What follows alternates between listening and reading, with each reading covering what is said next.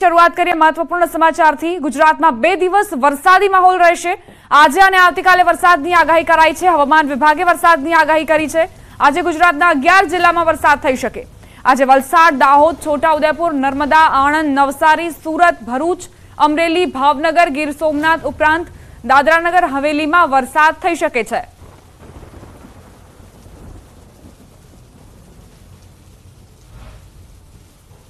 सौराष्ट्र और कच्छ के ऊपर एक साइक्लोनिक सर्कुलेशन बना हुआ है, जिसके कारण आज और कल गुजरात के कुछ ज़िलों में लाइट रेन होने का पूर्वानुमान दिया गया है। जो ज़िले हैं जहां पे लाइट रेन होने के पूर्वानुमान दिए गए हैं वो है वलसाड़, नवसारी, दाहोद, छोटा उदयपुर, नर्मदा, भरूच, सूरत, आनंद, दादरा नगर हवेली और सौराष्ट्र रीजन के अमरेली, भावनगर, गिर सोमनाथ और दीव हैं।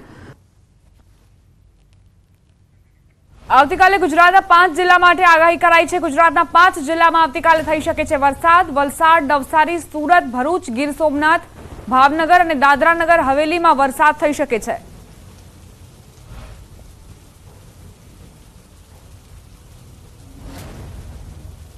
और डे 2 के लिए जो आइसोलेटेड प्लेसेस पे लाइट रेन होने का पूर्वानुमान दिया गया है वो ज़िले हैं वलसाड़, नवसारी, सूरत, भरूच, गिर सोमनाथ, दादरा नगर हवेली और भावनगर।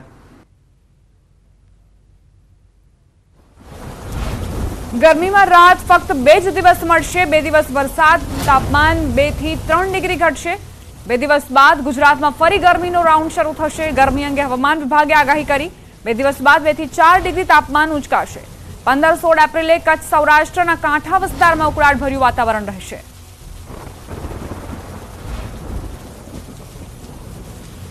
तो मैक्सिमम टेम्परेचर आने वाले 2 दिनों में 2 से 3 डिग्री सेल्सियस की गिरावट का पूर्वानुमान दिया गया है और उसके बाद 2 से 4 डिग्री सेल्सियस का मैक्सिमम टेम्परेचर में बढ़ोतरी का पूर्वानुमान दिया गया है। और कोस्टल एरिया की बात करेंगे तो डे 4 और डे 5 में यानी 15 और 16 तारीख को डिस्कम्फर्ट कंडीशन बनी रहेगी सौराष्ट्र और कच्छ के कोस्टल एरिया में। સમાચારોમાં આગળ વધીએ। વિવાદ અંગે પહેલીવાર જાહેર મંચથી રૂપાલાએ નિવેદન આપ્યું। પરસોત્તમ રૂપાલાએ કાર્યકરોને ચેતવ્યા। કહ્યું, મિત્રો, ધૈર્ય અને સંયમપૂર્વક કામ કરજો। વાતાવરણને ડહોળવાનો પ્રયત્ન થઈ રહ્યા છે। આપ સૌને હાથ જોડીને નમ્ર વિનંતી છે। મને આપ સૌ રાજકોટ મતદારો પર ભરોસો છે। फानुस बनकर जिसकी हिफाजत हवा करे वो क्षमा क्या बुझे जिसको रोशन खुदा करे। आटली मोटी जनमेदनी वच्चे हूँ पण तमारो सुख दुखनो साथी बनवा आव्यो छुं। संसद में बहु जोई छे, लोकसभा राज्यसभा पण में जोई छे। पार्टीए आपेला कार्यक्रम ने पार्टीए कार्यकर्ता तरीके हूँ आपनी वच्चे लईने आव्यो छुं। राजकोट में गई काले सांजे मळेला भाजप कार्यकर्ता सम्मेलन में भाजप उम्मीदवार रूपालाए आ वात करी। मित्रों, वातावरण ने डोळवा माटेना जे प्रयासों थई रह्या छे, मारी 2 हाथ जोड़ीने आप सौने विनंती छे, धैर्य और संयम पूर्वक काम करजो। मने आप सौ पर भरोसो छे, राजकोट लोकसभा मतदारों पर भरोसो छे अने मने कहवा दो, फानुस बनकर जिसकी हिफाजत हवा करे वो शम्मा क्या बुझेगी जिसको रोशन खुदा करे। आप सौनी वच्चे नागरिकोनी आवड़ी मोटी जनमेदनी वच्चे एक कार्यकर्ता तरीके हूँ पण तमारो सुख दुखनो साथी बनवा माटे आव्यो छुं। संसद में बहु जोई छे, लोकसभा में जोई छे, राज्यसभा में जोई छे। पार्टीए आपेला कार्यक्रम ने पार्टीना कार्यकर्ता तरीके हूँ आपनी वच्चे लईने आव्यो छुं। रूपालाए 100% मतदान करवा आह्वान कर्युं। 100% काम करवानी कटिबद्धता साथे मैदानमां होय। नागरिक तरीके 100% मतदान केम न करिए। તેમણે કહ્યું કે મને પાકી શ્રદ્ધા છે કે રાજકોટના મતગણતરીના આંકડા જ્યારે પ્રસિદ્ધ થશે ત્યારે કેટલાક મારા ગૌરવશાળી કાર્યકર્તાઓના બૂથના નામ એમાં 100%ના મતદાનમાં અવશ્ય આવશે। 100% મતદાન થવાનું જ છે। સરકાર જ્યારે 100% કામ કરવા માટેની કટિબદ્ધતા સાથે મેદાનમાં હોય તો નાગરિકો તરીકે આપણે 100% મતદાન કરવા માટે શું કામ જઈએ? तो आपने 100% પરિણામ આપી શકે અને 100% મતદાન કરી શકે એવા બૂથોને આઈડેન્ટિફાઈ કરીને એ માટેનો પ્રયાસ પણ આપણે કરવો જોઈએ. અને મને પાકી શ્રદ્ધા છે કે રાજકોટના મતગણતરીના આંકડાઓ જ્યારે પ્રસિદ્ધ થશે ત્યારે કેટલાક મારા ગૌરવશાળી કાર્યકર્તાઓના બૂથના નામ એમાં 100%ના મતદાનમાં અવશ્ય આવશે. 100% થવાનું છે. લોકોનો મિજાજ છે મતદાન માટે આગળ વધવાનો મિત્રો, તો એને આપણે દિશા આપવા માટેનો અને પ્રોત્સાહન આપવા માટેનો પ્રયાસ એ આપણા કાર્યાલયોના માધ્યમથી કરવાનું કામ છે. એ દિશામાં આપ સૌ આગળ વધજો.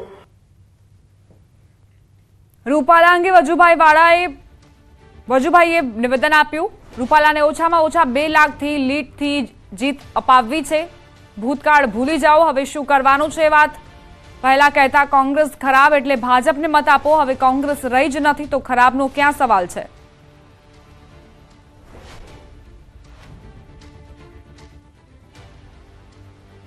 હું તમામને વિનંતી કરીશ કે આપણે રૂપાલાને આ વિસ્તારમાંથી મિનિમમ 2 લાખ કરતા વધુ લીડથી જીત અપાવી અને આ અપાવવા માટે થઈને ભૂતકાળ ભૂલી જાઓ, હવે શું કરવાનું છે એ વાત. પહેલા તો આપણે કહેતા કોંગ્રેસ ખરાબ છે એટલે હવે ભાજપને મત આપો. હવે કોંગ્રેસ રહી જ નથી તો અહીંયા ખરાબનો ક્યાં સવાલ છે. 16મીએ રાજકોટમાં રૂપાલા ફોર્મ ભરશે. આ પહેલા તેઓ રાજકોટમાં સભા યોજશે. 16 તારીખે સવારે 9 વાગે જાગનાથ મંદિરથી આપણી રેલી શરૂ થશે બહુમાળી ભવન સુધી. એટલે આપણા વાહનો કોટક કોલેજ, ધર્મેન્દ્ર કોલેજ અથવા રેસકોર્સના ગ્રાઉન્ડમાં મૂકીને જાગનાથ મંદિરથી માન્ય રૂપાલા સાહેબની આગેવાનીમાં, અન્ય મહાનુભાવોની આગેવાનીમાં આપણી રેલી પદયાત્રાના રૂપમાં જશે અને બહુમાળી ભવન પાસે આપણી સભા રહેશે. ત્યારબાદ સભા પૂર્ણ થાય પછી માન્ય રૂપાલા સાહેબ અને અન્ય આગેવાન મિત્રો ફોર્મ ભરવા જશે. પરસોત્તમ રૂપાલાએ બોલેલી શાયરી પર રાજપૂત સમાજ સંકલન સમિતિએ પ્રતિક્રિયા આપી છે. સમિતિના સભ્યએ કહ્યું, તમે બધું જોઈ લીધું છે તો ઉમેદવારી પરત ખેંચી લો.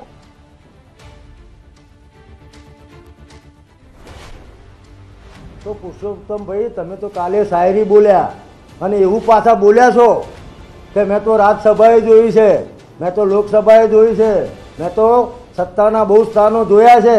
તો તમે બધું જોઈ લીધું હોય પુરુષોત્તમભાઈ તો તમારા પક્ષને નુકસાન થઈ રહ્યું છે. ગુજરાતની શાંતિ અણાઈ રહી છે. તમે પણ બુદ્ધિજીવી છો, પીઢ આગેવાન છો, માટે તમારી ઉમેદવારી તમારું હાઈકમાન્ડ કહે ને એ પહેલા વિડ્રો કરી લો. ચૂંટણી પહેલા મહેસાણા કોંગ્રેસમાં ભંગાણના સમાચાર પ્રાપ્ત થઈ રહ્યા છે. મહેસાણા યુથ કોંગ્રેસ પ્રમુખના કેસરિયા હિતેશ રાયકા અને જિલ્લા કોંગ્રેસ સમિતિના ઉપપ્રમુખ હર્ષદ રાવલ ભાજપમાં જોડાયા. મહેસાણા કમલમમાં જિલ્લા પ્રમુખ સહિત ધારાસભ્યના હસ્તે તેમણે કેસરિયા કર્યા.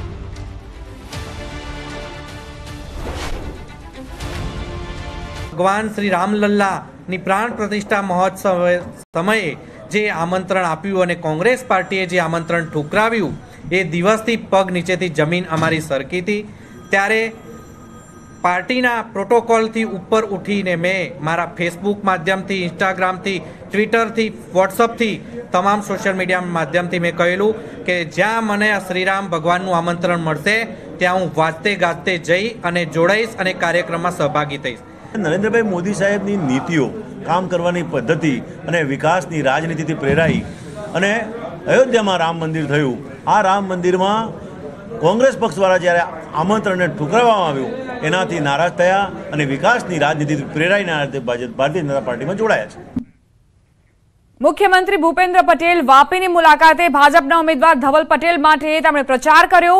ભાજપ સંગઠનના કાર્યકર્તાઓ તથા અગ્રણીઓ સાથે તેમણે બેઠક કરી. સાથે જિલ્લાના વિવિધ સમાજના અગ્રણીઓ સાથે પણ મુલાકાત કરી. કાર્યક્રમમાં ભાજપના ધારાસભ્ય સહિતના કાર્યકર્તાઓ હાજર રહ્યા. 5 લાખથી વધુ લીડથી જીતવા માટે સીએમએ હાકલ કરી.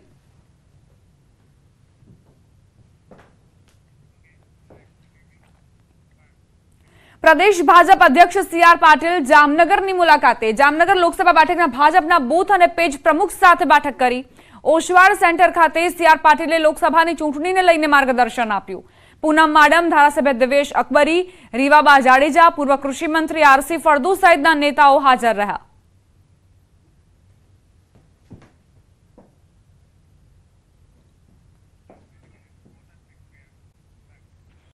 પરસોત્તમ રૂપાલાએ બોલેલી શાયરી પર રાજપૂત સમાજ સંકલન સમિતિએ પ્રતિક્રિયા આપી છે. સમિતિના સભ્યએ કહ્યું, તમે બધું જોઈ લીધું છે તો ઉમેદવારી પરત ખેંચી લો.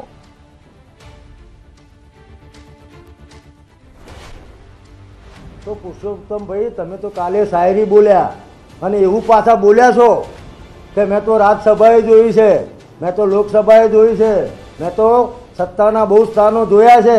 તો તમે બધું જોઈ લીધું હોય પુરુષોત્તમભાઈ તો તમારા પક્ષને નુકસાન થઈ રહ્યું છે. ગુજરાતની શાંતિ અણાઈ રહી છે. તમે પણ બુદ્ધિજીવી છો, પીઢ આગેવાન છો, માટે તમારી ઉમેદવારી તમારું હાઈકમાન્ડ કહે ને એ પહેલાં વિડ્રો કરી લો.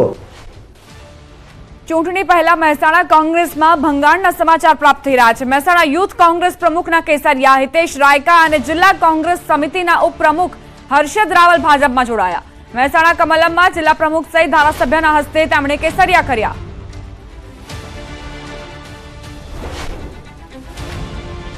ભગવાન શ્રી રામલલ્લાની પ્રાણ પ્રતિષ્ઠા મહોત્સવ સમયે જે આમંત્રણ આપ્યું અને કોંગ્રેસ પાર્ટીએ જે આમંત્રણ ઠુકરાવ્યું એ દિવસથી પગ નીચેથી જમીન અમારી સરકી હતી.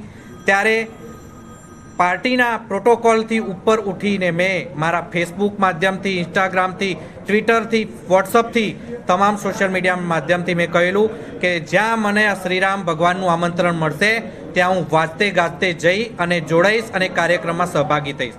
નરેન્દ્રભાઈ મોદી સાહેબની નીતિઓ, કામ કરવાની પદ્ધતિ અને વિકાસની રાજનીતિથી પ્રેરાઈ અને અયોધ્યામાં રામ મંદિર થયું.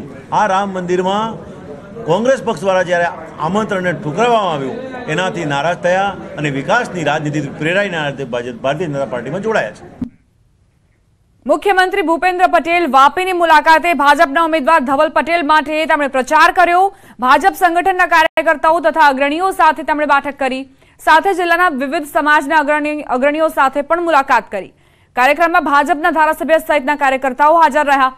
5 લાખથી વધુ લીડથી જીતવા માટે સીએમએ હાકલ કરી.